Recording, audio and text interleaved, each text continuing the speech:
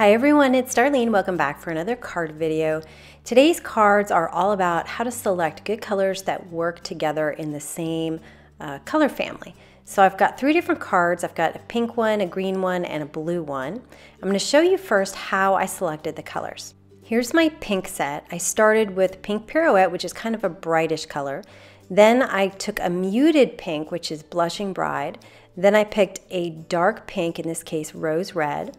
And then I picked a neutral. So in this case I picked Sahara Sand. And then I added a sparkly one with this gold. So I have three shades of the same color, a neutral and then a sparkly one. Here are my blues. I have the same method here. So my first is a little bit brighter and it's Surf Blue by Simon Says Stamp. My next one is Soft Sky, more of a muted color. The dark one is Night of Navy. And then I chose Smoky Slate for my neutral because it's gray, and these are cool colors. You want to go more gray with the cool colors. And then for my sparkly one, again, I picked a cool color, which is Silver. Again, the same kind of lineup with the green. I have Simon Says Stamp Green Apple for my bright color.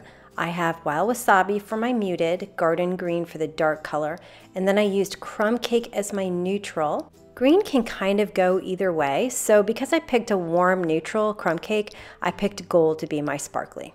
I made all these cards the same way, so I'm just going to show you one of them.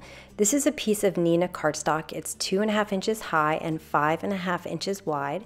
And you can see I'm loading the back of it up with my ATG tape runner. I'm just going to put a bunch of lines across and then I'll add a couple to the side here. I've cut a bunch of strips of those different colors, actually 3 of each one I thought would be enough. They are each 3/8 of an inch wide because I thought 1/4 inch was a little bit too small and 1/2 inch was too wide. They are all 4¼ inches wide. I figured that would be long enough to cover this at a diagonal. And you can see I'm just going through the pattern. I'm just creating, it doesn't really matter what order you put them in. I just make sure that I repeat them in that same order. So it's not random, there's actually a pattern. So I'm going to put all the pieces on until I have just little bits at the ends.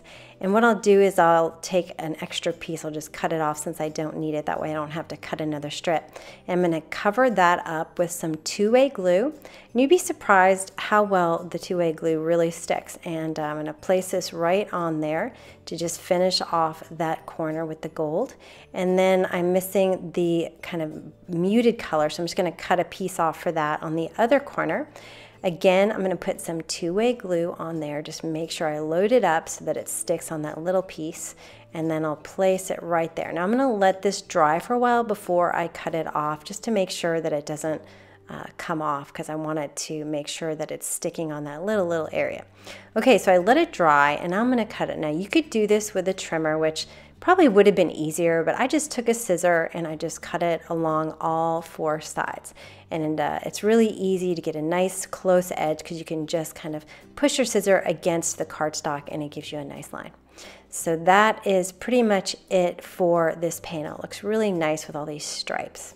So what I'm going to do is I'm going to put some tape runner on the back of this and put it onto a piece of black cardstock that has 1/8 of an inch on the top and the bottom.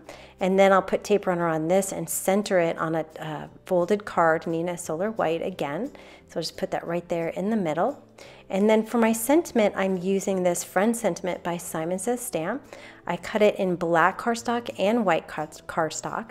I'll put some 2-way glue on the back of my white, and then I'm going to lay it just a little bit northeast of the black one. And usually I just kind of lay the whole thing down about right, and then I just go through each letter one by one just to make sure that each one is positioned pretty much the same. It doesn't have to be exact, but it usually, like the first time you lay it down, it gets it pretty close.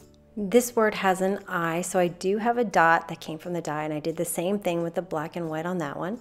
And then I'll take the whole thing and flip it over, put some 2-way glue, and then I'll center it on top of my strips. And then again, with the dot of the I, put that one also in the middle.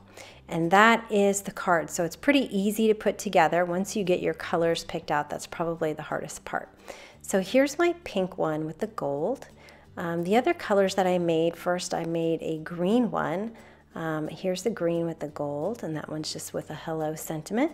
And then I have my blue one, which is more of a cool combination, and that one has the silver. And I think that one might be my favorite, the blue one. Anyway, I hope you enjoyed that and you learned a little bit about how to select your colors, and I will see you next time. Thanks for watching.